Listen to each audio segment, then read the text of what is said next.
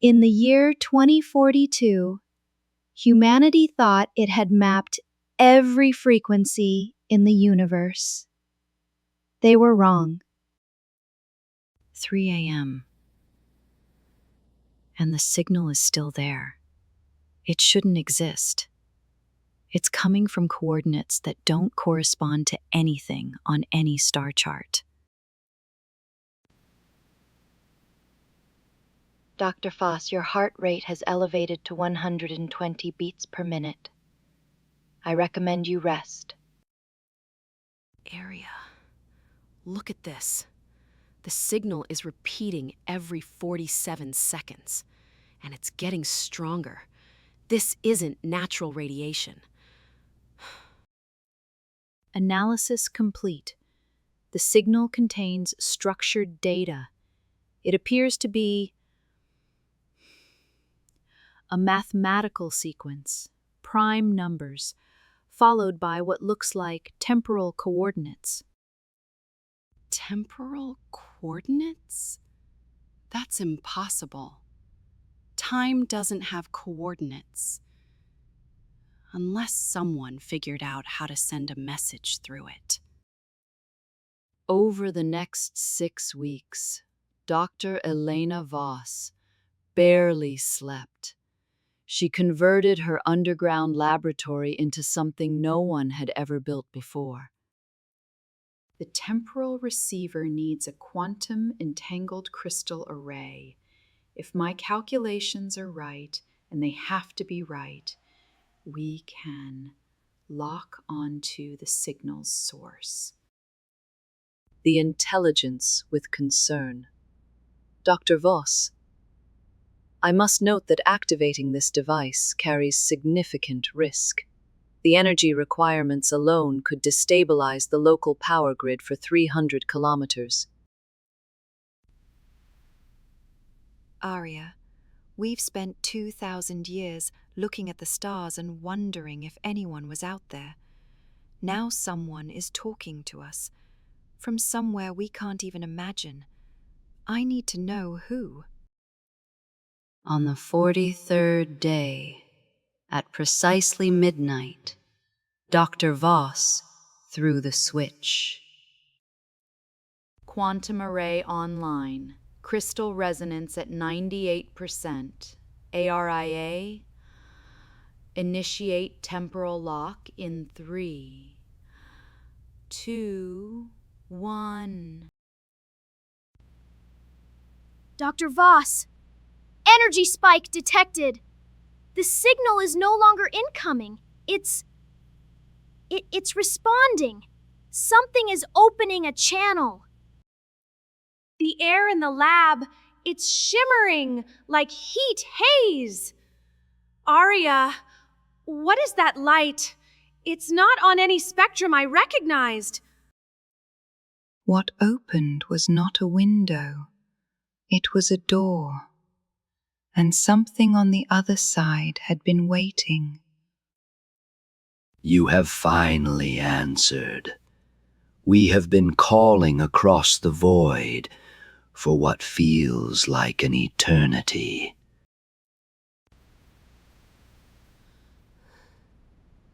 What are you?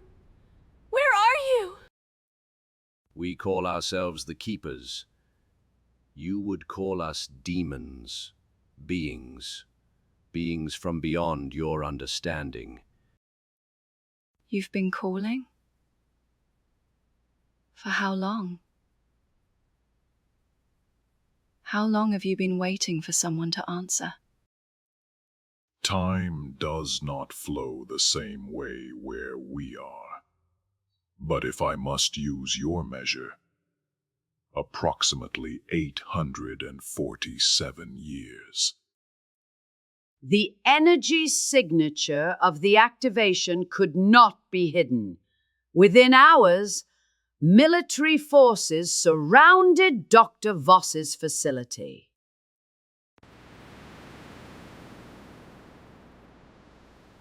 Dr. Voss, this is Commander Roddick of the United Earth Defense Force. You are ordered to shut down that device immediately. Commander, Whatever you think I've done, I didn't open this portal alone. Something on the other side pulled the door open from both ends at once. The entered German of the Semi-Wearing controller. We don't care what pulled it open, Doctor. We have orders to contain whatever is coming through that rift. Stand aside or be removed. Do not let them close the channel. If they sever the connection now, the paradox will collapse, and everything you know will unravel.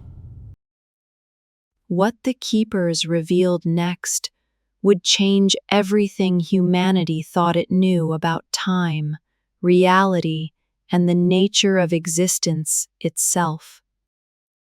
We are not demons. We are human, or what remains of humanity after the Great Collapse. We exist in a dimension created by temporal feedback loops. You're humans? From the future? In your year 2157, a device very similar to yours was activated. It tore a hole in space-time, not just here, but everywhere. The signal I received, the temporal coordinates.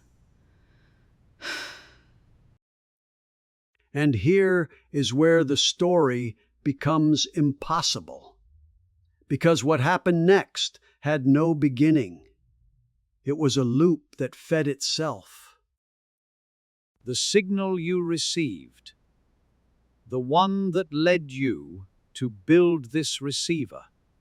It was sent by someone who built their receiver after receiving the same signal.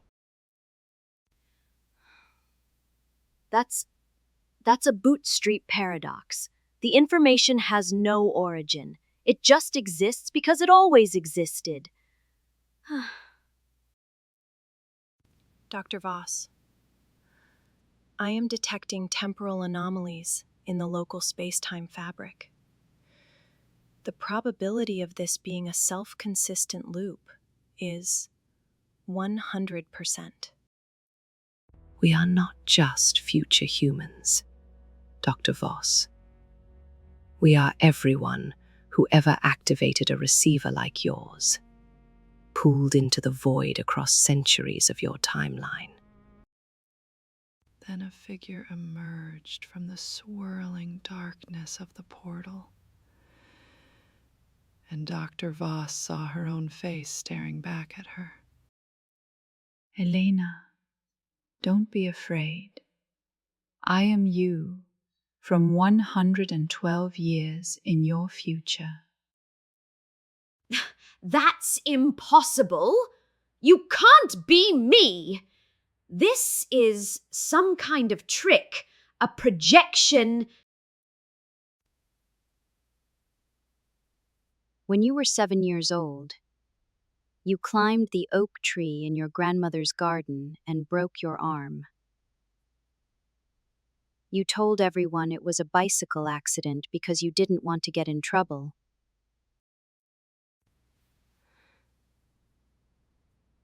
How could you know that? No one knows that. I know because I lived it. Every moment of it. And now I'm here to tell you what happens next and give you a choice.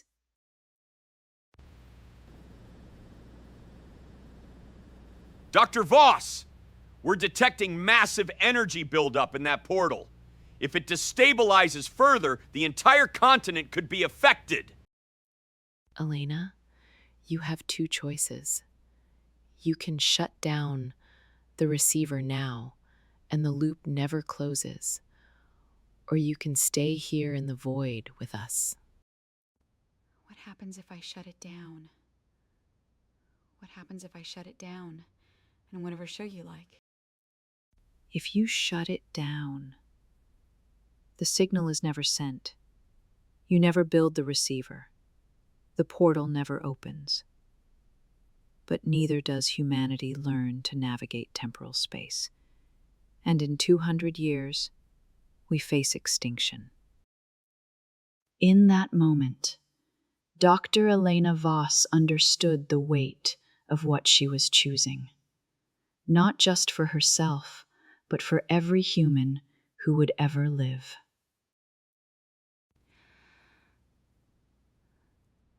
Aria, are you recording all of this?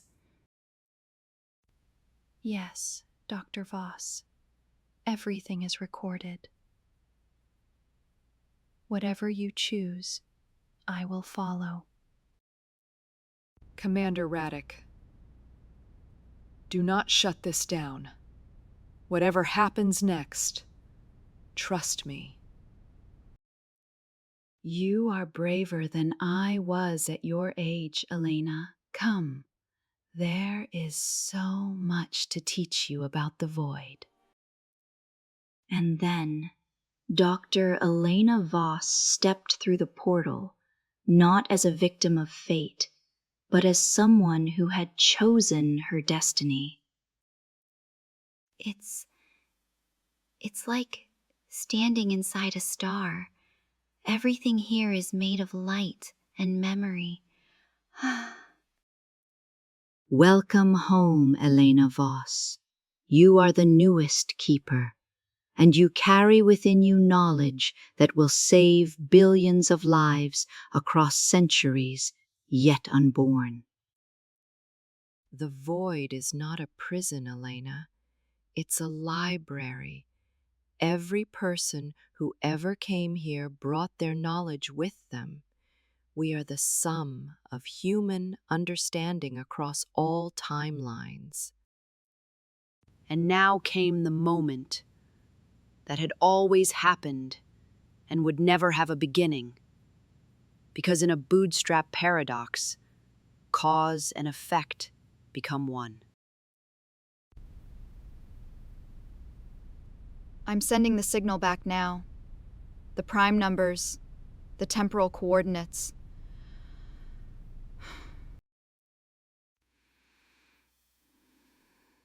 You realize what you're doing, don't you? You're sending the message that your younger self will receive in 2042.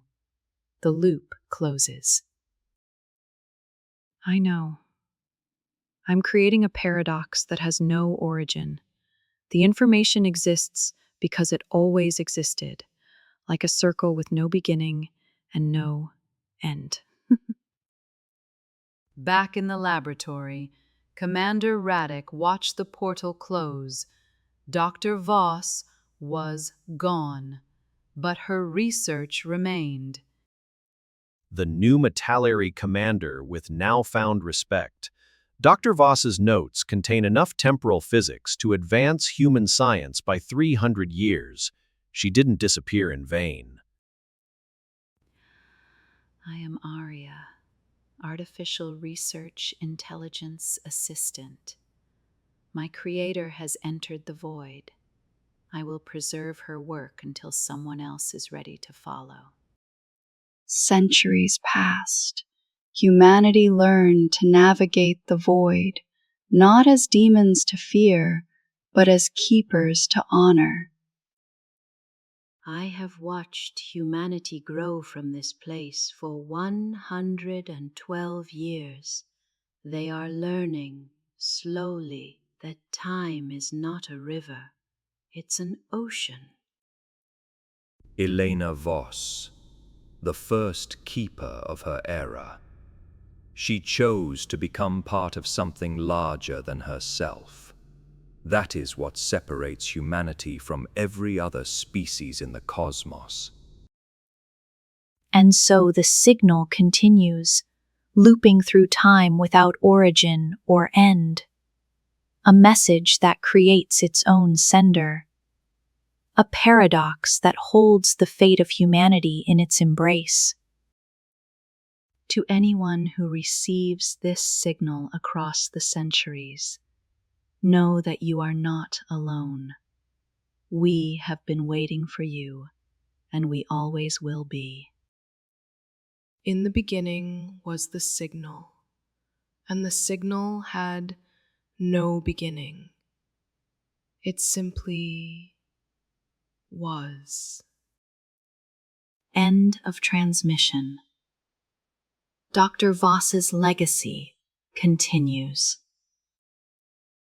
The end, which is also the beginning.